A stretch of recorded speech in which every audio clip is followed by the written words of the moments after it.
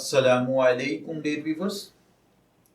हमारा आज का टॉपिक है सफ़र के महीने में मुसीबतों का उतरना।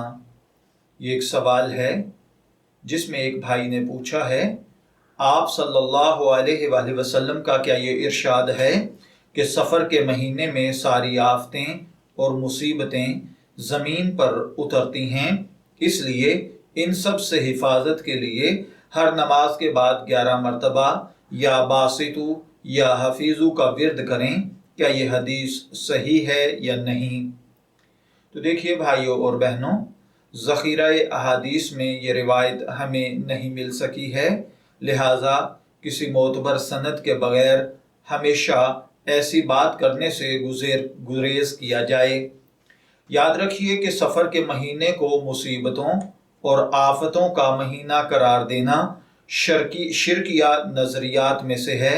मुशरिकीन माह सफ़र को तकालीफ और परेशानियों का महीना समझते थे, जबकि इस्लाम में इसकी कोई हकीकत नहीं है। न कुरान करीम में ऐसी कोई चीज़ मौजूद है, ना ही हदीस मुबारका में, और ना ही अल्लाह ताला ने मुसीबतों को महीनों और दिनों के साथ ख़ास किया है, बल्कि सही अहादीस मुबारका में इसकी नफ़ी वारिद हुई है। चुनाचे बुखारी और मुस्लिम की रिवायत है जिसका मफ़हूम है, शारीन हदीस ने ला सफ़रा के मुख्तलिफ मानी और मतलब जिक्र किए हैं। इनमें से एक मतलब इमाम अबू दाऊद ने सनद के साथ नकल किया है कि मोहम्मद बिन राशिद फरमाते हैं, मैंने सुना है जाहलियत के ज़माने में लोग सफ़र के महीनों को मनहूस समझते थे, तो आप अलैहिस्सलातु वस्सलाम ने फरमाया ला सफ़रा, यानी सफ़र के महीने में कोई नहूसत नहीं। ऐसी बातें सुनने और आगे फैलाने से गुरेज करना चाहिए।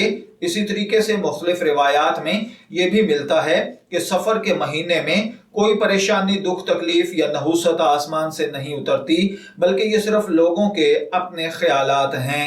मैं दुआगो हूँ कि अल्लाह ताला हमें इन बातों को समझकर इनके मुताबिक अमल करने की तौफीक अता फरमाए। शब्बीर अहमद को इजाज़त दीजिए, फिर हाजिर होंगे किसी नए टॉपिक के साथ। तब तक के लिए अल्लाह हाफिज़।